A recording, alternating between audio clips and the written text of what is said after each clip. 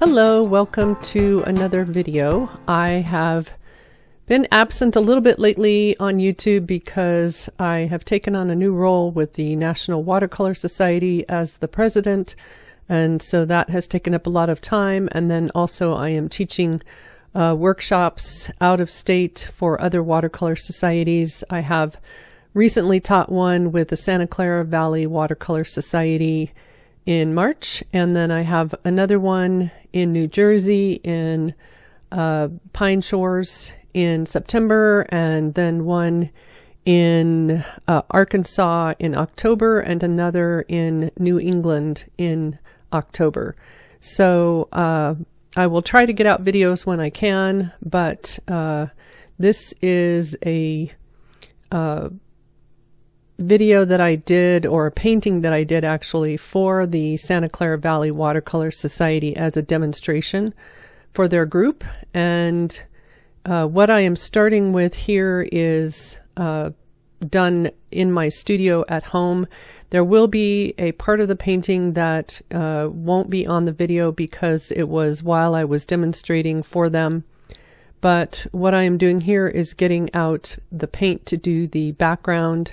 And this was part of my two-part process that I showed during the demo. So I had two of these going, and one was just masked and the other had the background already painted so that I could show how I would paint the glass swan.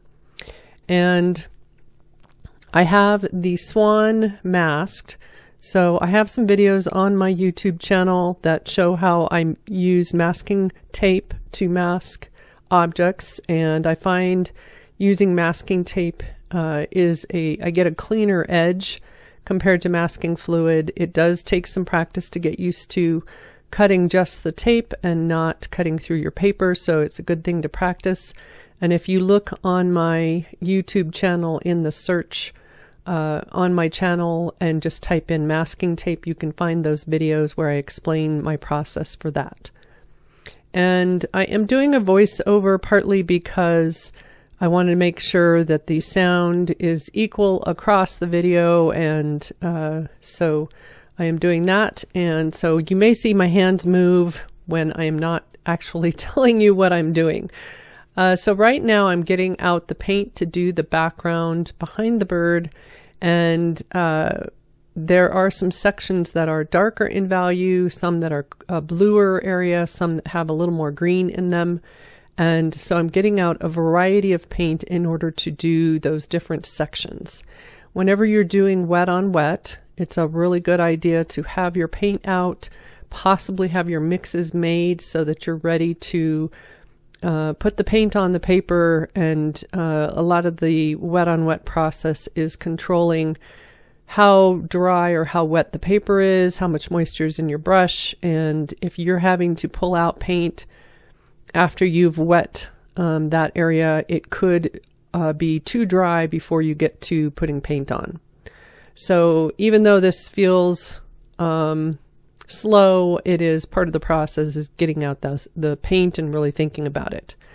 I have done a swatch card on the upper left, and that was partly so that I could explain the colors I'd be using while I was painting, but also for my own knowledge and making sure that what I was thinking in my head was actually going to work. So I have colors out like permanent green that is from Michael Harding.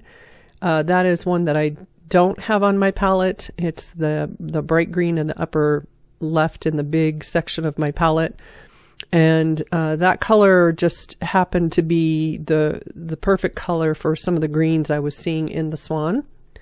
And then I have Indian Throne, I have Quin Burnt Scarlet. Right now I'm getting out some phthalo blue green shade in order to use it if I need it. I have ultramarine turquoise out. And then I have phthalo blue turquoise and some ultramarine if I didn't say ultramarine. And so I'm pulling out all those colors. Some of them I may or may not use, but I have options then. And I just want to make sure that I have a lot of paint out and not a lot of water in them.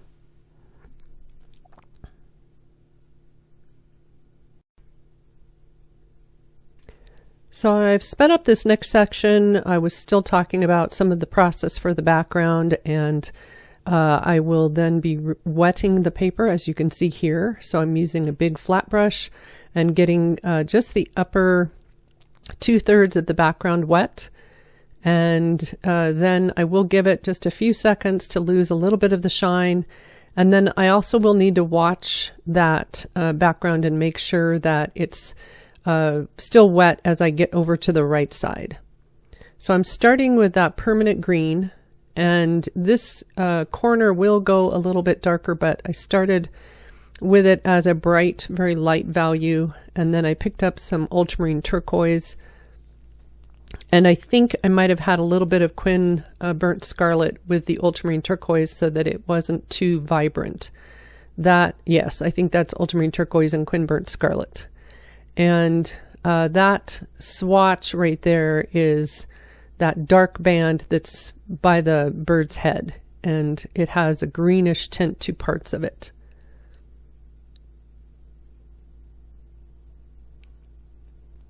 Now, if you can get your background in one pass, that's wonderful, and usually you'll get a very fresh looking, immediate feel to the background, but a lot of the time, maybe not all of the background, but parts of the background I do have to go back into and increase the value. It really can depend on the different pigments, how wet your paper is, maybe how much everything moves, and maybe how much paint you pulled out as well. And so it's just a variety of things.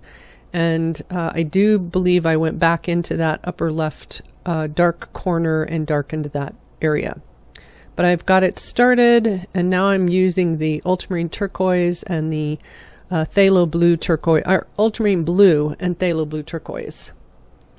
And I dried the back of my brush there because I wanted to make sure that my brush was not too wet. I'm also doing my brush strokes in the direction of that shape, so I don't want to brush horizontally. I want to go at an angle and follow the direction of that shape. I think I'm showing that that upper edge was a little wetter than the lower edge. The lower edge had started to dry just a touch. Also, depending on how wet your paper is, you may want to stay back from where you think you ultimately want that color to be.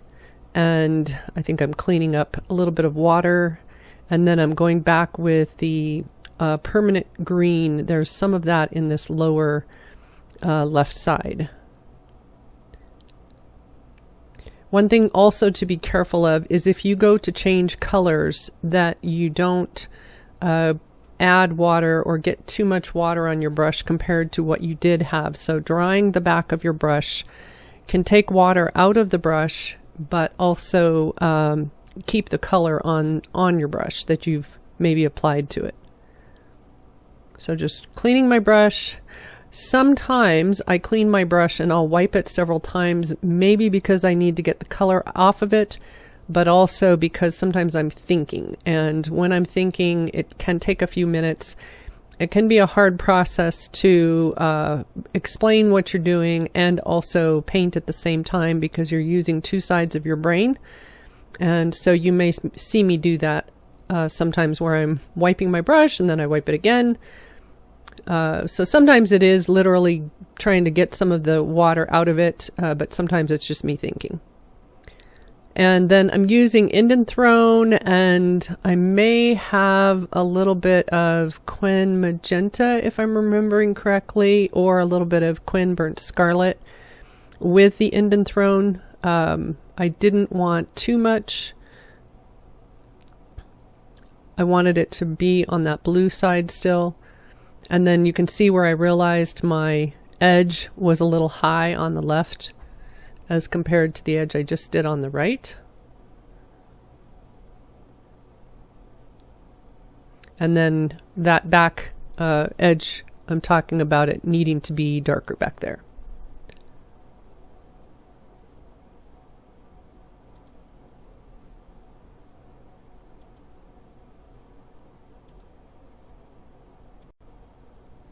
So I'm going back because I want to have that edge in the upper left kind of blur a little into the other, the darker pigment. And so I'm using a mop brush right there to soften that edge.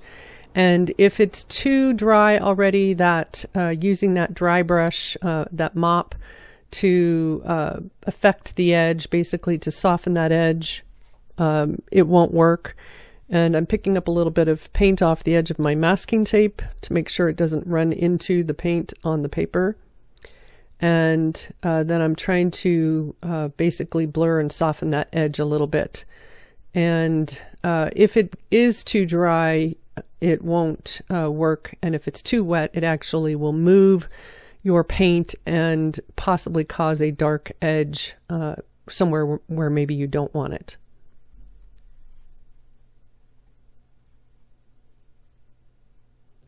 I am getting a little more, this is phthalo blue turquoise and some permanent alizarin crimson. I see a little bit of a dark value down in that corner. And then I do think I use some of that dark mix elsewhere. I'll see if I do that. It doesn't look like I'm going to right now. So then I'm using the mop brush again to soften and blur that edge and kind of blend it a little bit.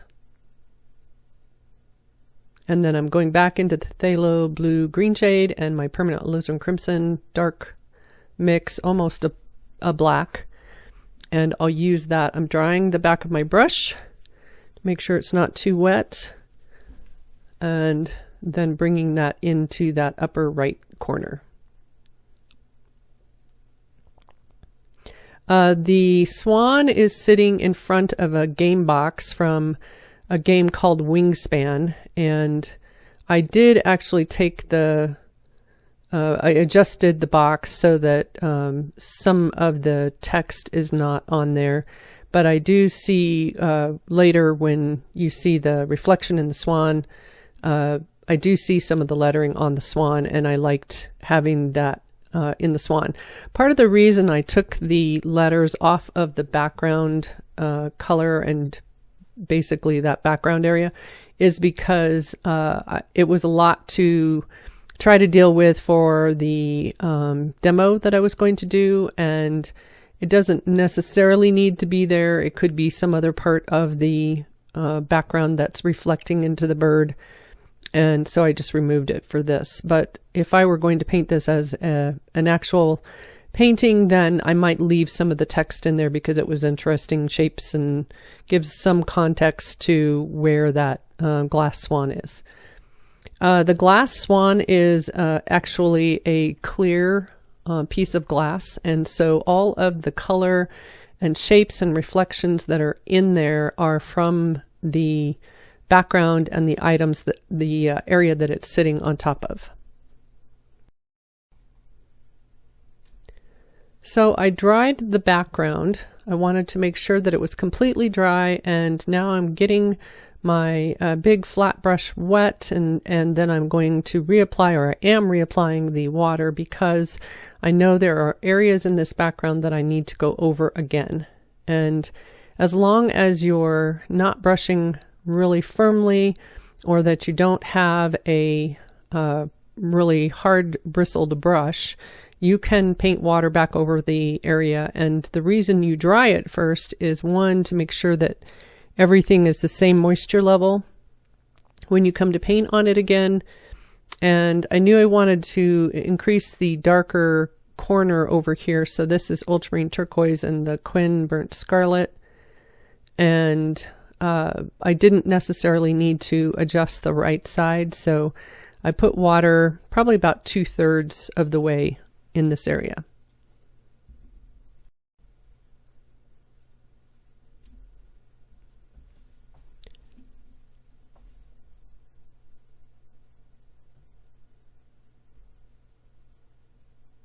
So I cleaned my brush, and then I also wanted to add some more of the green in that upper left corner, the permanent green, and one, to darken it, but also to get it to go a little more muted and so letting some of that darker ultramarine turquoise mix kind of merge into that area was a way to mute that corner a little bit more. And then I'm pulling out the permanent, or not permanent, the phthalo blue turquoise, and doing my mix with the permanent alizarin crimson to get me a near black. And whoa, I'm throwing things. And getting out some more permanent alizarin because I didn't quite have the mix the way I wanted it. Which can happen if you have too much of one color on your brush and then you don't have enough of the other color sitting on your palette. And so sometimes you have to go back and forth and adjust a little bit. Drying the back of my brush because I want to make sure that the area is not too wet. Or that I'm not putting, I shouldn't say it that way, that I'm not putting a wetter brush on that area that is starting to dry. So by drying the back, that keeps the paint from moving too much and possibly causing a bloom.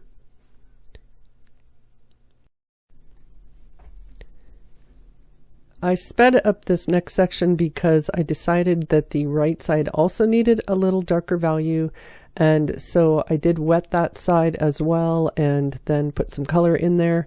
And then you'll see that I decided after drying it that I needed to put some more color in a couple different places, so I'm continuing to work with this background and get it to the strength that I wanted it at.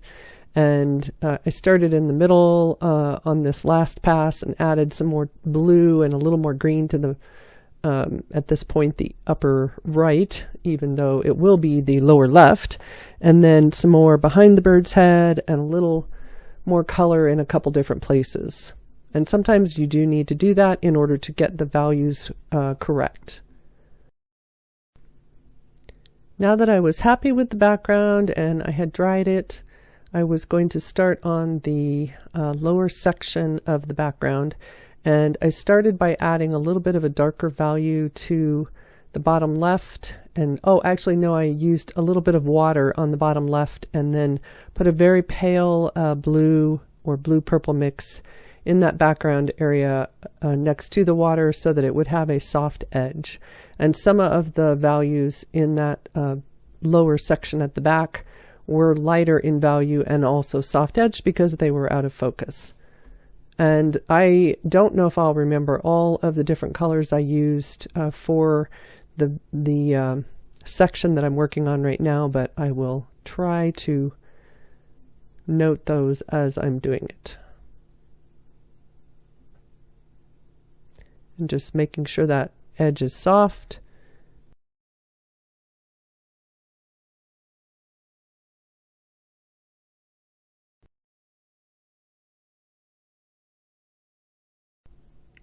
Looks like I'm possibly using some Quin Gold and maybe a little bit of the green, the permanent green light right in this area to create a kind of muted yellowy green in that section.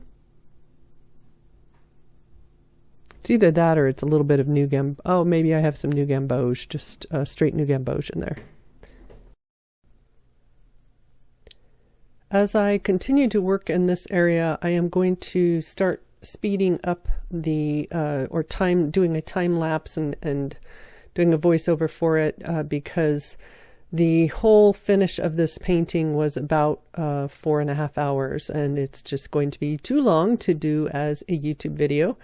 And so here I've sped it up, and basically I'm using the same color on the right side that I did on the left, some New Gamboge, and just a little bit of some variety in there and some darks and lights. And then I'm also doing soft edges here and there.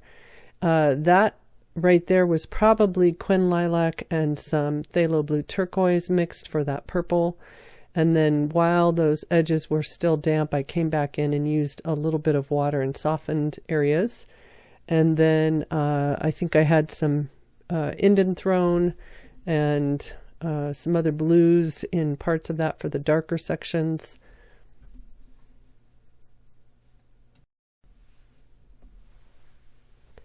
And then in here, this is, I believe, burnt umber with a little bit of some green mixed in parts of it, and some of that tannish brown. There may be a little bit of New Gambosian as well, and a little bit of purple. It's just a variety. It's kind of a muted mix of colors, and the glass bird was sitting on the surface of, I think it was the game board for that game that the background colors of the box are showing. And so there's a variety of colors and patterns and things that are going on the surface. That right there, I believe, was Paranone orange and some either Quin Rose or Quin Red to make a kind of coral color and give some of that warm tone down in there. And so I am using similar colors across, or sorry about my head, every now and then. And then down right in here, this is Quin Red, and I wanted that, or that red worked perfectly, I should say, for the reds that I was seeing in that section. And I'm using a little, it's actually a makeup brush, but it works well for a mop. I use it the same way I do a mop. I use it dry, and then I did dry some sections, and I did lift back a few places that the color had moved a little too much. And parts of that background surface I painted wet on wet so that I would have soft edges and have some blurring between color passages.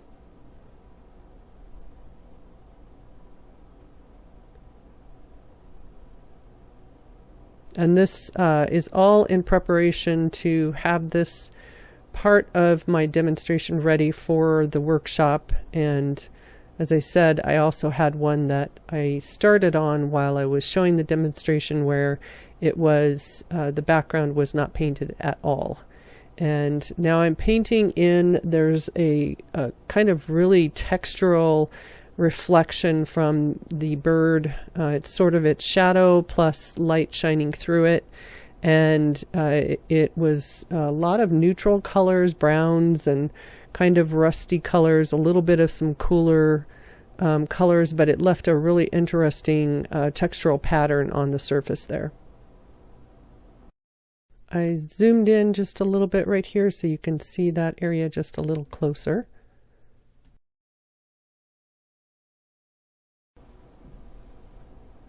And just continuing to get some of those textures in there.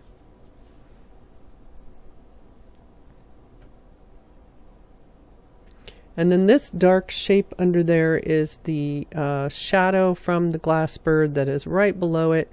And it's generally right beneath an object that you get the darkest shadow. And it can depend on the glass whether or not there's light shining through it where that shadow might end up being. And now, after it was all dry, I was ready to remove the masking tape. Got that done. And then I checked the edges because I wanted to make sure that anything that was a little rough or not quite straight, I needed to come back and straighten it out before I would start painting on it. As you can see here, this is after I've come back from the workshop and the demonstration, and I have color on the head of the bird and around the body of the bird.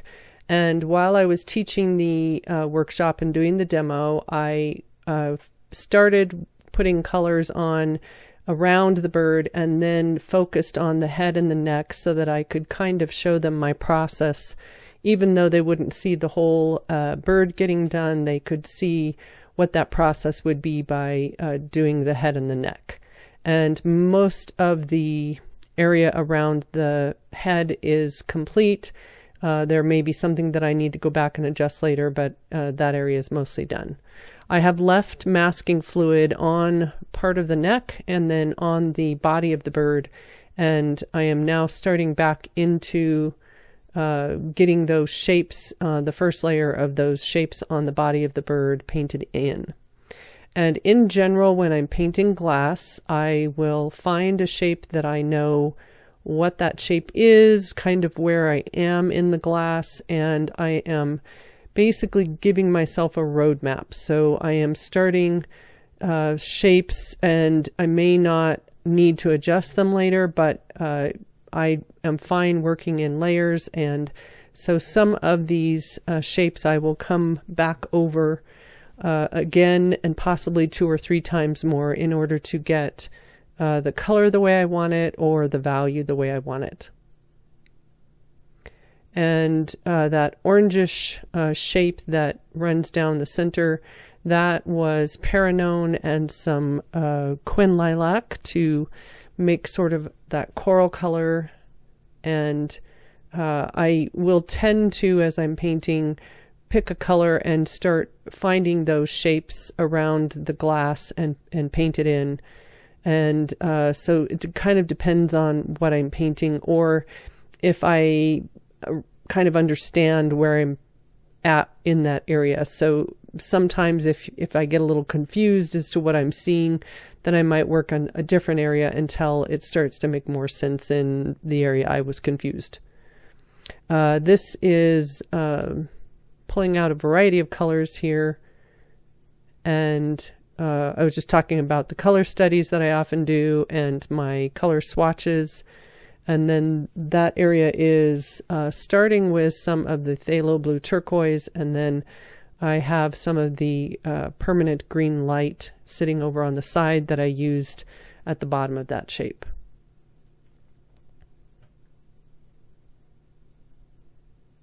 Most of these shapes are painted on dry paper. However, every now and then I'm going back right there and adding a little bit of color to the green up on the bird's head. It wasn't quite strong enough. But every now and then I will do something where I paint either a little bit of water on and then paint color next to it to give a softer edge, or I might paint a wet on wet area. So glass can have both hard and soft edges, and it really just kind of depends on the kind of glass and then what is reflecting into it and what you're seeing. So that little shape that I just did there with some kind of pinkish color, it had some softer edges, and so I did put a little water on it to have some softer edges, plus there's some masking fluid in that area. Now I'm making my tan because I noticed that the tan I had in the center of the bird wasn't quite dark enough, and and before I go to paint in there, I am painting a darker value in the center of that very pale pink that I already had on there. And I think that's my coral color, which is the lilac and Paranone, and a little bit of burnt umber maybe with it. There is a lot of pattern in this bird, a lot of different color changes, a lot of different shapes, and it really just depends on the kind of glass that you are painting, what you will see. So if you're painting something like crystal, you'll see lots of geometric shapes and patterns that repeat. You might even see colors that are reflected into those shapes that repeat across the different patterns. And then something like this, where it is a smooth piece of glass except for a little bit of a change around the eyes and maybe part of the head. There wasn't really anything off the sides or anything, no wings or any of that. And because of the depth of the glass in the middle, there's different reflections that happen because it's sitting on a surface that's very patterned, is how come this bird has all of those colors within it. Depending on the angle of your camera when you're photographing it, that can change what the patterns look like, and the kind of light you have on it, all of that. So if you're interested in painting glass, I would suggest trying your object or objects on a variety of surfaces and take different angles and see what kind of shapes and colors and things that you get in there. This area I am painting, I did put some water on the paper to start it, and that top section right there that's dark ended up being a little too light, so later I did need to come back and darken it. And it's a lot of indanthrone, possibly with the dark section with some Quin Burnt Scarlet. At the bottom of the glass I used some Quin Red because it was reflecting from the surface. And then in that middle section, I did come back with some indanthrone and darken the area that's kind of on the left side of the middle. And then I realized it was starting to dry a little too much and I needed to move to some other area.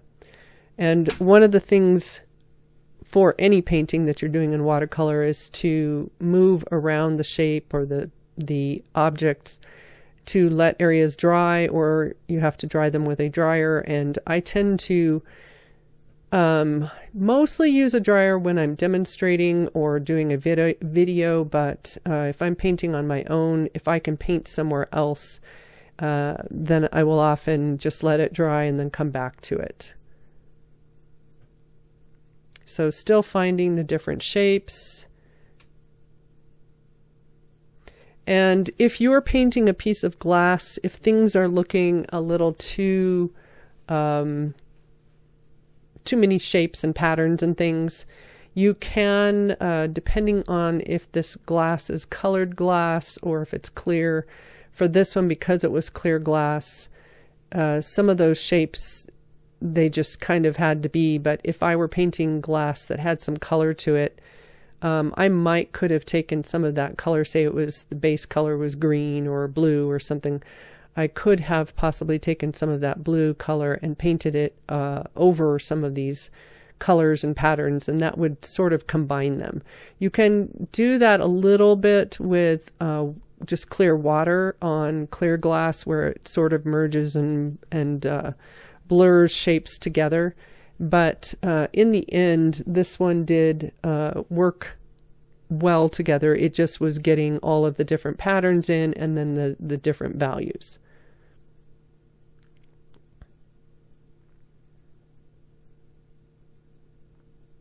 One of the things about glass that's really important is to have strong lights and darks. And I tend to do a lot of masking of the highlights and or shapes that are a little harder to paint around, and also any of the big white shapes, because then I don't forget to keep them white, and then I have to often go back and clean up edges and things like that. Now, if you're painting glass and you're not going to be in a class situation or that kind of thing, or doing a demo, then a lot of these shapes you could paint around as you're painting on the different sections. Some of those really small lines that are in the neck of the bird, those would be harder to paint around because they're very close together as well. And just some of the areas can be a little more hard to paint around, and also just to remember to keep them white.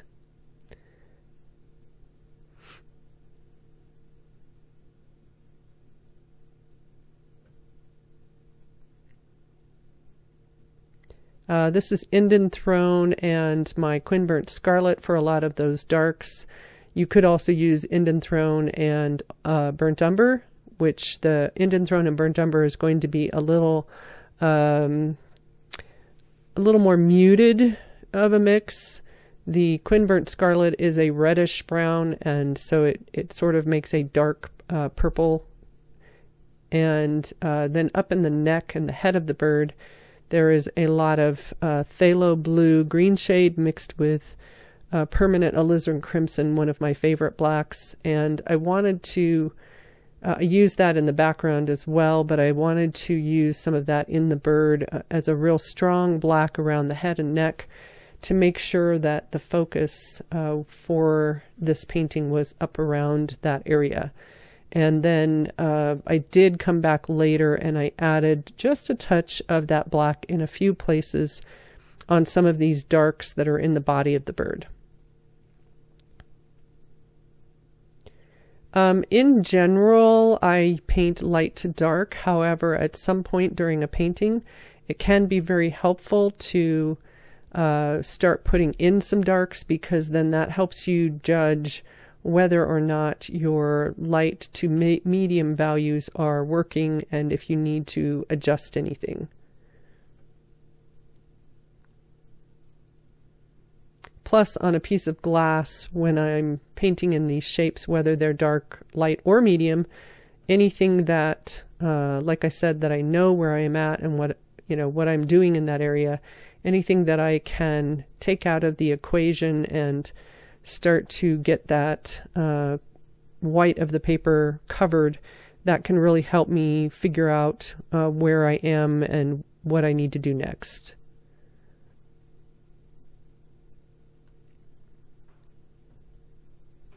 Right down in that section, there was a reddish orange line that was on the surface, and so I was just getting that painted in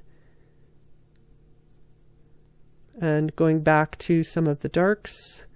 And then some of the darks, I think, yeah, in this section over here, there was a little bit of that, like right down in that area, that was a bluer area. And so I painted right next to the black paint, so it merged those two colors just a little bit. And I believe the blue was my phthalo blue turquoise. And that is different. Phthalo blue turquoise is different than phthalo blue, green shade, or red shade. Phthalo blue turquoise is leaning slightly greener than regular phthalo blue green shade.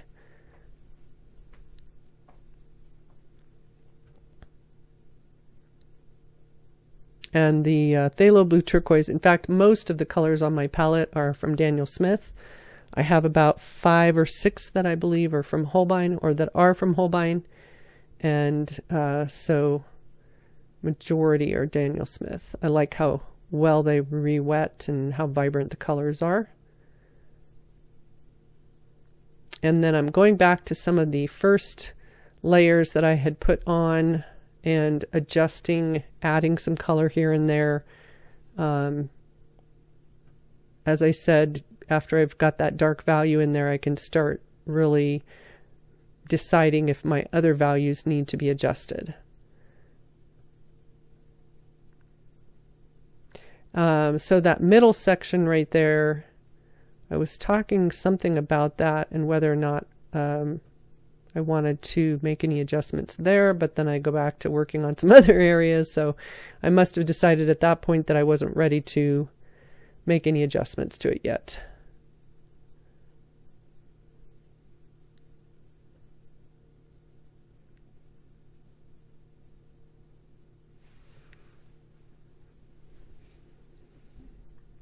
And down in here, I've decided that the blue, and after I've gotten the darker values around there darker, then I decided that that blue and green needed to go darker. And that also helps kind of, I'm trying to think of the word, helps give it some weight toward the bottom of that shape of the glass bird, to have that value be darker, and also just gives it a little more interest, and helps with the head of the bird was really strong, nice strong colors and values, and so darkening that value down at the bottom was helpful in kind of giving some weight to the whole thing.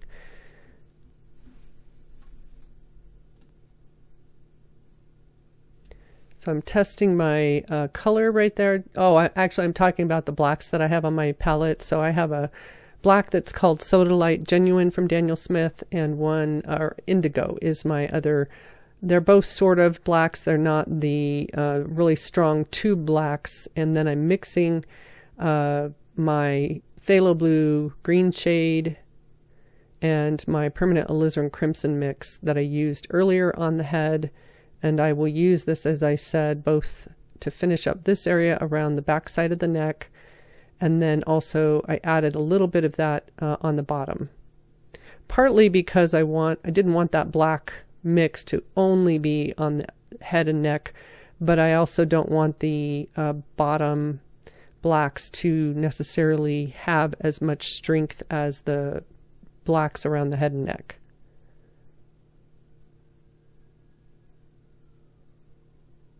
I still have not removed the masking fluid that is on the neck, and so there are some lighter shapes up there that I will have to clean up later, but right now I can continue to work around them.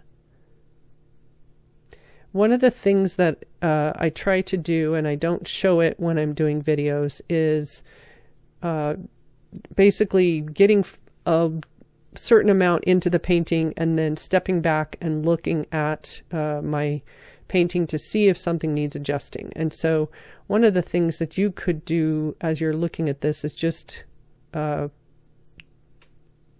use your eyes and go back and forth between the reference photo and my painting, and I think you'll be able to see that the middle of my bird, that tan and kind of pinkish area, is a lot lighter than what is in my reference photo.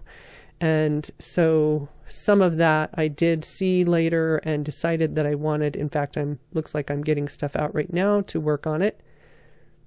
And so one of the things I did was I came in right now and I darkened the tan color to make some of those lighter pink corally shapes stand out a little stronger, and then I do some more on it later as well, but that kind of got it started.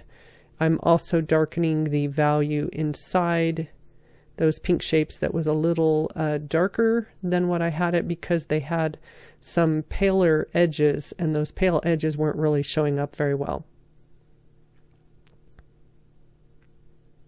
Same thing here on those slightly pinkish sections, going with more value in there.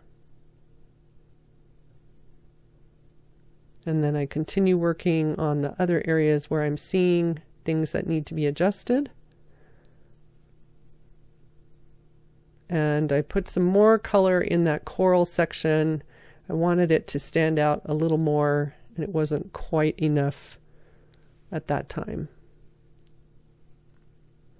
Now there are some shadow lines that are down at the bottom of the bird that come over those letters, but at that point I needed to let it dry, and I did need to remove the mask so that I could put some color, adjust the edges of the letters and put some color in them.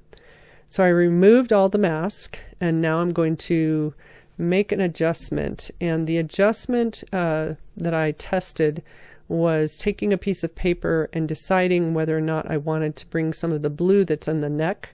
So there's the piece of paper, and I go ahead and paint that the color of the blue that I've used on the bird, so ultramarine blue and the phthalo blue turquoise. And this is 90-pound Arches watercolor paper. It's not great for using for an actual painting, but I've used it for color studies and this kind of thing. So I decided I did want some blue in there, and I had to go back in and lift a little bit of that brown back out. I tried my softer bristle brush first, but it wasn't quite lifting well enough, so then I switched to my stiffer bristle, and I'm going through there and lifting out some of that tan where I will be putting some blue. And that blue helped move my eye down from the head and neck of the bird down to the bottom of the bird. That middle sort of felt kind of blah. It needed something more, and so I thought the blue would work well for that. So I lifted everything, and then I dried it really well. Now, one of the things that can happen when you do scrubbing or lifting is it can basically mar the surface of your paper a little bit. For me, it didn't create too much of an issue on the paper, and it lifted well enough that I could get some blue in there. And then right along that white shape, I also decided to put a little bit of my permanent green light, which after I'd cleaned up the edge, I came in right now with a little bit of that green. So that also moves the eye from the top part of the bird down to the bottom, and they feel a little more connected, I felt, with some of the green and blue that was up above in that middle section. So don't feel like when you are working with your reference photo that you can't make adjustments. If you feel like something would work better for your painting, you might want to test it first, like I did with a piece of paper that you can lay on there, or you could use some tracing paper and lay it on top of it. Or there is a substance called Duralar that you can, and I will be moving this up, there we go, that you can use to test things. And right now I am going into that, what would be little tiny lettering, and I'm softening those edges because those should be out of focus because they're basically being reflected through the bird. And then there are some shapes right there that would be sort of a starburst where the light is really catching it. I ended up going back later and adjusting some of this because it was just a little too big. So I'm using a little water on my scrubber brush, and I'm just softening parts of those lines, and I am adjusting them with a scrubber brush and making them feel sort of like the glass has caught some light and it's shiny in that area. And then I started to put some gray in there. It was just a little dark. I had to adjust it, my mix a little bit, but I didn't want it really strong. So, and then I'm using the blue to go in around my lettering and try to clean it up. So if you are trying to clean up some shapes and maybe you can't get the value or the color exactly right, you can come in with some clear water after you've placed your color on there, and you can sort of fade it out using the clear water. So right now I'm just placing the color, and then I'm coming back and adjusting that with some clear water.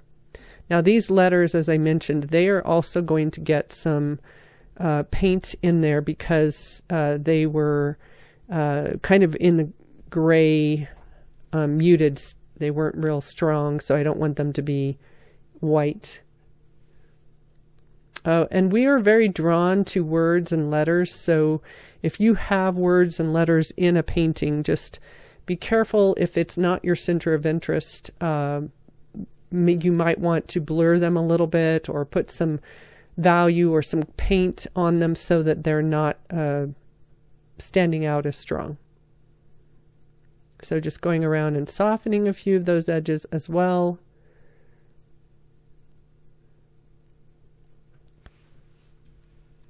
And then I'm coming back with my gray and going over the letters. And parts of them, there was a little bit of light shining through, so I did leave some white on a few of those edges. The W that was at the far right, it was kind of it was blurred and also distorted a little bit. So then I dried that. I wasn't painting right over that wet paint. And then I'm putting in the shadow that's coming in through that area. And I will have to come back later, and I do make an adjustment, partly because the lettering wasn't standing out as strongly as I wanted, but also the shadow wasn't quite dark enough either. And then I'm showing how I'm going around some of these little shapes and I start to clean them up. So when I remove masking fluid, I generally will go around each of my shapes. Sometimes if it's a little tiny shape that is shaped well, then I will maybe leave it. But on the ends of lines, I do that kind of thing where I use a little water and soften the end. I might come in with a brush and clean up around the shape so that it has a good clean edge. I might blur part of the shape with a flat brush to either blur it or to cause it to not be as strong. And then some of those shapes do get some color on them. So I put a little bit of water on this one eventually, and I did put a little color in there, but then I also had to clean up the shape in general. It was a little too big. I'm putting a little of the green in there. And then I came back in with some of my darker value on that right and just took out some of that lighter value.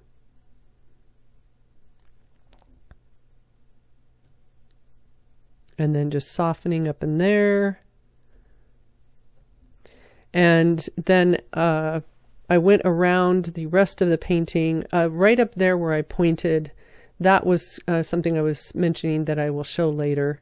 So then after that area had dried where the shadow is that I put on, I decided instead of trying to lift the letters and make them a little bit lighter in there, that the shadow itself also needed to go darker. So I just darkened the shadow and painted around my lighter values.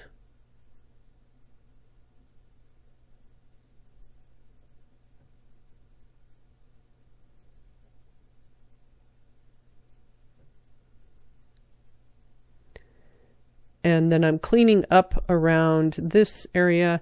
So this area right here is where light was shining on the glass. It looks like a rainbow is shining in that area. And so I'm just cleaning the shape and getting it ready to paint in. And I will come back with the, most of the yellow to orange red is on the right side. And then there's a little bit of blue and I think a little bit of purple on that, or sorry, opposite. The blue and purple on the right side. The other is on the left. And then right there, I was using a brush with a little water and lifting some lines that were shining, not full strength white, but they were lighter than some of the color around it. So you might notice that with glass sometimes where you will get a little bit of a highlight, but it's not a full strong white highlight. Continuing to clean before I decide to paint in that area. And I decided also to use my flat brush to lift a little bit of a highlight, like the light was really catching that area, and that would maybe create the rainbow colors that are up to the left. And then a little bit of my phthalo blue turquoise, and then finished off. And I decided that that edge right up there was a little strong and I wanted it to be a little softer, so I lifted back a touch on the end of it. And I don't think I've painted a rainbow look on glass before, so that was kind of fun to play with that. All right, so then I went around the rest of my shapes and I'm cleaning them up. So I'm either using some color around a shape and just straightening those shapes and making them smaller or cleaned up. And then on some of them I do come back and put a little color in there. You can see my left hand is constantly coming in and dabbing over where I'm adjusting an edge. So all of my the brush that I'm using, the flat brush, I'm using with water. So as I touch to the surface and adjust an edge, then I dab with my towel because I want to make sure that the color that I'm moving or any water I've placed on there is not going to continue to move the paint. And so I use my towel just to dry it once I've got that edge adjusted. And then I'm going into some of these areas after I've made some adjustments, and I am painting around them to clean up the white areas. And so even if you try to be really careful when you're painting with masking fluid on something, oftentimes it will have an edge that's not quite as neat as you wanted it to be. And that's why I do go back and clean them up.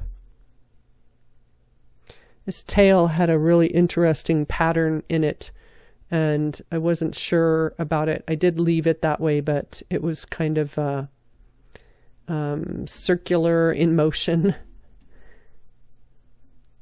And then I did go back over a few of the shapes, and I darkened up some of the areas or added another layer. Right in there, I'm lifting because that edge is soft edged, and I had placed some mask in there, and so I wanted to go back and lift. And then also at the bottom one, it needed to be a little lighter. So I went back and lifted a little color on that area too.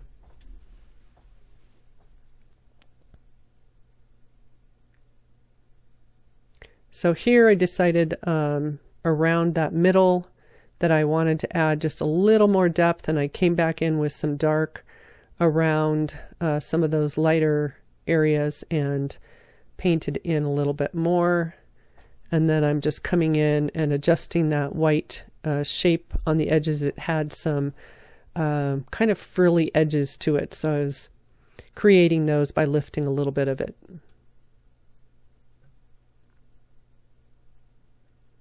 So these are all finishing type of things, but in glass, if I'm doing a painting with a lot of glass, I might get to a point where instead of working around the whole painting, I might focus on one piece of glass and really work on it and then move to the next one, because you get to a point with glass where it's easier to remember where you are and see where you are if you're focusing on maybe just one piece of glass for a while. So even though on a lot of paintings, the subjects that I paint, I will work around the whole painting and then basically finish it all together. Sometimes with glass, I will end up painting a piece of glass and finish that piece of glass and then go to the next one, and which is a little different than some subjects. So here I was working from the body of the bird, and then I worked up the neck. And if I were doing this from the start, from the head of the bird down, I might have continued that way. But because I already had the head of the bird done, then I was basically working backward. I was working up the bird. And as I get some of these layers in, then I do every now and then step back and look at it and see if something needs adjusting. And I don't know if I made any major adjustments. I think I did add a little bit of color to the tannish left side of the neck of the bird. And I did go back a couple times on the whites that are around this area right now that I'm working, because they were so white that they were really standing out against the black. So where you have your strongest value change, your black and white, or the strongest value change for your painting, whatever the colors, that will really pull attention. And because I didn't want the attention to be drawn necessarily to that highlight, I did soften the edges just a little bit and allowed a little bit of color to pull into the white that's in those areas. So I'm finishing up the bird, and I hope it was interesting to see kind of the process to work through painting a piece of glass. And I hope you'll give it a try and just same kinds of things, work through the different colors and shapes and enjoy creating something that looks shiny. And thanks for following along, and I hope you'll check out some of my workshops. I have them listed on my website. And I will see you in the next one. Thanks. Bye.